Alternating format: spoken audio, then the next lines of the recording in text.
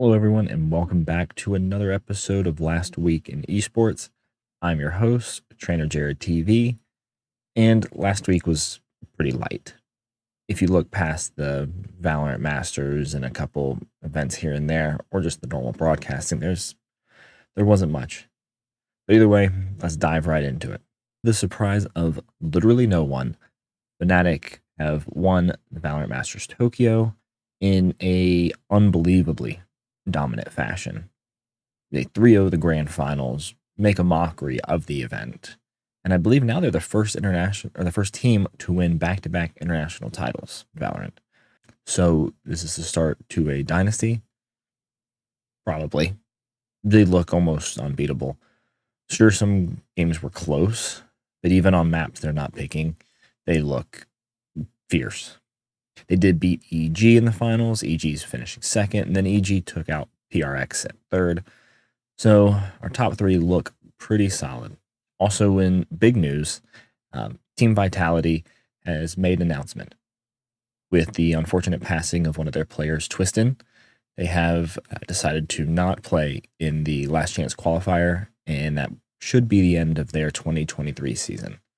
They cited, players grieving, just the team itself, and out of respect, they are not going to finish out this season.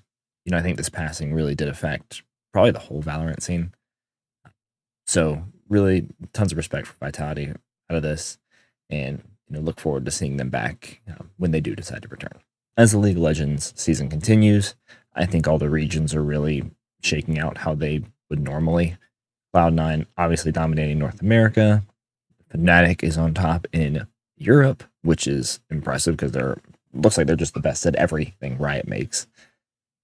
Surprisingly, though, I do want to highlight T1's in fourth in the LCK. Then this is still pretty early on, and they are obviously a dominant team and a perennial powerhouse. But I think that's a little bit shocking.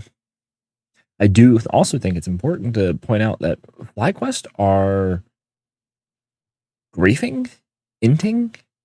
They are solidly in last place in North America, to the surprise of, I think, everyone. Even myself, I'm still picking them to win games. They should be winning these games, and they're not. Going 0-6 is brutal, especially when you were the second/third place team last split. There's still plenty of games to come, right? We have all these super weeks coming up still. 3 games a week. They can totally do it. But they've got to figure something out, because this is not normal. Rocket League is in the news this week because they had a couple games at the Olympics in Singapore.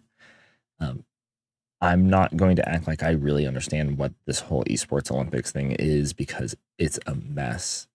Half the games no one's ever heard of, but somehow there's a Rocket League match, and I don't understand. But either way, we had K-Core versus Gen.G in the men's bracket, and in the women's bracket, we had G2 Luna making their debut against Williams Resolve. And I think it kind of played out how most people anticipated. K-Core dominated Gen.G pretty convincingly in a quick best of 5. And in the same boat, Williams Resolve also dominated G2 Luna. This was G2 Luna's debut, as I mentioned before. That's the team that's Avenger, Karma, and Kia. And this is their first time playing on a stage in front of people.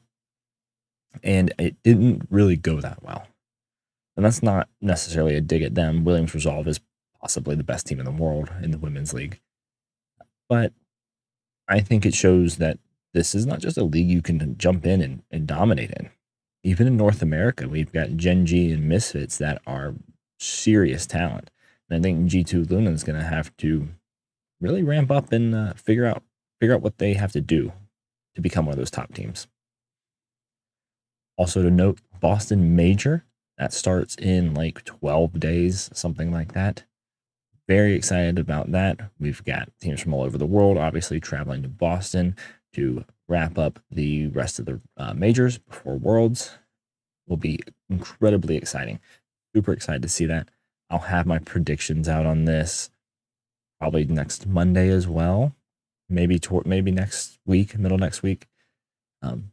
surprise, surprise, I'm probably putting Vitality top 2. So we'll see what NA has to offer. But Boston Major, here it comes.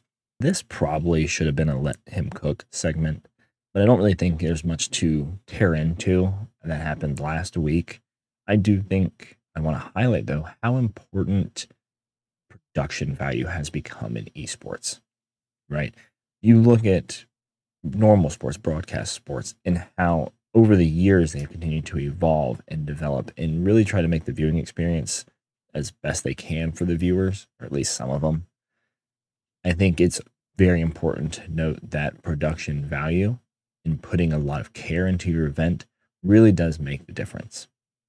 And I think when you watch anything Riot Games puts on, as much as I like to hate on them, it's important to note that their events are second to none. League of Legends has, by far, I think, the best esports events in the world. And Valorant, they're really getting there. I think for what it is so far, and this early into Valorant's career, they are putting on a ton of work, and the events really show it. Truly beautiful and fun and interactive, and I think it's a great experience for the viewers there and for the viewers at home. All right, this is something that's going to continue to evolve, and we're really going to see the difference in some esports titles. I'm going to go ahead and point out Rocket League. I don't think they do the greatest job compared to their peers, but that's up to them to end up learning and growing. When I look at Riot Games and their titles, and like CSGO, both of those events are massive undertakings that truly showcase the care and the understanding that those titles have to the integrity and core of their game. So I think production value on the up and up. If we're investing, invest now. We've got to understand that production value is where it's at, and that is going to be the future of esports. Top 5 again, nothing new. Let's see what we had happen last week that made this list. It's already complete, and they have the stopwatch, and Kennen is wrapping around behind them, so this could go really bad. Fen already engages. They're looking for the burst, and they found Vikla. Look at the cannon C9 minion. just immediately Look at the cannon minion. is here. Pop Blossom on 3. Double kill back over to Fudge. Everybody but Impact drops dead. Down anyway, shut down. And towards the back, they know that CGRS is there. Good util. It's clearing them out, near-sighted. Really needs to get a kill here. Maybe more! Why not? Absolutely fluid with it! He's on for the ace, and he's only gone and done it! That corner, Ethan's gonna trade out Leo. It ain't over yet, but maybe Chronicle, maybe not. Maybe it's Demon 1. He's got the knives out. A 2v2, Alpha and Chronicle to try and get Fnatic across the line. Oh my God! He's trying to save them, but it's Alpha up against Demon now. Oh my God! This guy is out of this world. They're going for the kills. They're going for the kills. Mowering has got that parry. He just walks into the pit and smites it. Gift wrapped by the Mad Lions. Spur Rush has been challenged, and all of a sudden, Mowering is in trouble. Early Guardian Angel has been procced. He's coming back to life. The rest of Koi are running down Chasey. He will get dropped as Kazi is now the focus. All of a sudden, trying to do Aphelios things. He stays alive because of Red, White, and Koi are losing this fight.